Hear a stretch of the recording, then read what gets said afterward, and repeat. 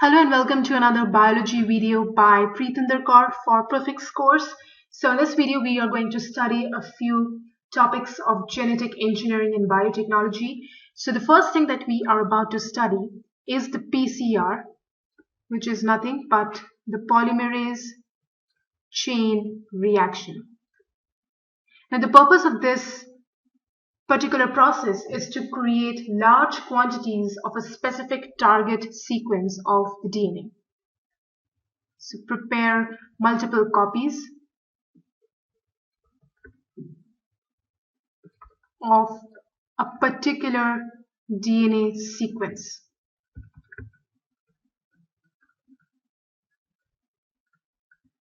So it is useful when only a small amount of DNA is available for testing and you need more. For example, in case of a crime scene, you need more samples of blood, tissue, hair, etc. You have a small sample and you need more of DNA. So PCR, it occurs in a particular object known as a thermal cycler, and it has three processes. It's a repeat procedure of 3 steps, and one cycle of the PCR will give you 2 raised to the power 1 copies of DNA. 2 cycles will give you 2 raised to power 2 copies of the DNA. So basically n cycles will give you 2 raised to power n copies of the DNA. It's not just double every time, it is 2 raised to the power of the number of circles.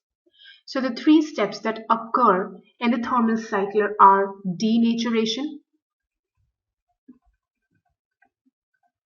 Denaturation refers to the process wherein the DNA sample is heated.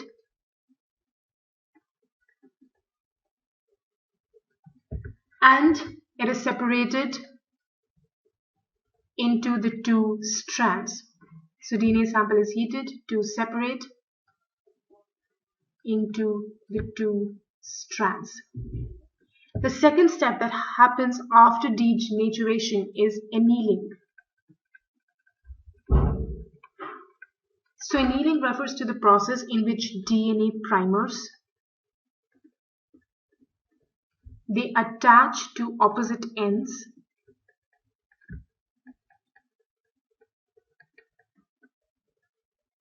of the target sequence.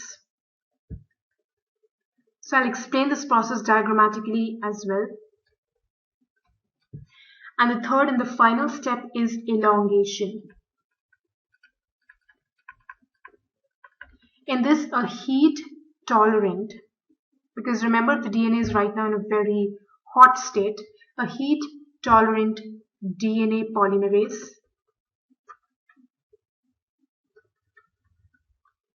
TAQ, that is one example. It helps to copy the strands. So that is what happens in a polymerase chain reaction. So let's see what the diagram is. So basically, if you had this DNA segment, it's going to unwind just like it happens in DNA replication. And these 2 segments will be cut by using the DNA primers, so they act as scissors.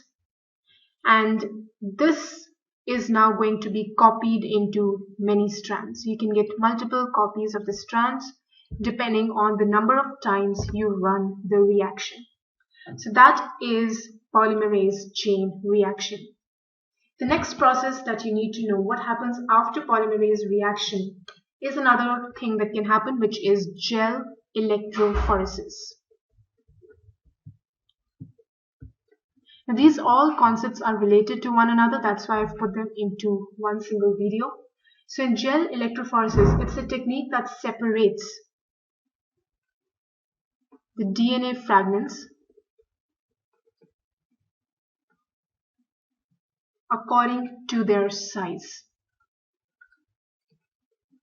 So let me draw a diagram of the components. So this is a tub-like structure or a plate-like structure. So samples of the fragmented DNA will be placed in this. It is a well made up of agarose gel.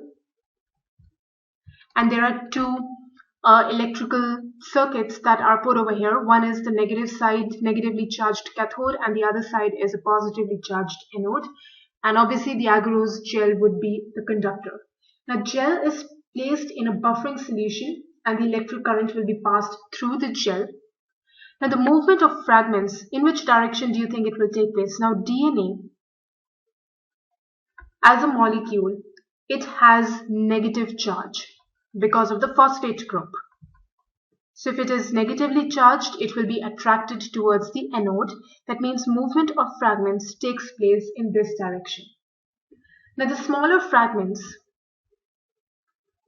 they travel faster because of their small size. They will get impeded less by the gel matrix and they will travel faster. The bigger fragments will take longer to move towards the positive anode. So as a result, after some time, the fragments are separated according to their size. And now the size can be calculated in kilobases by comparing those sizes against a known industry standard. So after that, a photograph of that entire gel is taken and it gives you a picture like this. So the big fragments would be at one end, and then you have small fragments depending on the distance they travel. And this kind of a photograph that you get is known as a DNA profile, which is in fact the next thing that we are about to study. So what is this DNA profiling? It's also used in a lot of forensic investigations, and it's a technique by which individuals can be identified on the basis of their respective DNA profiles. So you can take profiles of different people and it's going to be unique for every person. So how this is taken, now there is a special concept that you need to understand for that. Within the non-coding region of a person's DNA, within the non-coding part of the DNA or the genome, there is a specific DNA known as a satellite DNA. What is the satellite DNA? This is basically composed of long stretches of DNA that are made up of repeating segments or repeating elements of bases called short tandem repeats. So these repeating elements, these are known as short tandem repeats, and these repeating elements, they form long stretches of DNA that are present inside the satellite DNA. Now these repeating sequences, they can be cut to form fragments. So these repeating elements, they are cut, they form fragments. And the enzymes that are used to cut them are known as restriction endonucleases. Restriction endonucleases. So these cut DNA at specific sites, and as individuals have a different number of repeats in a given sequence, they will all generate unique fragment profiles. And you can compare these profiles with one another to find a correct match.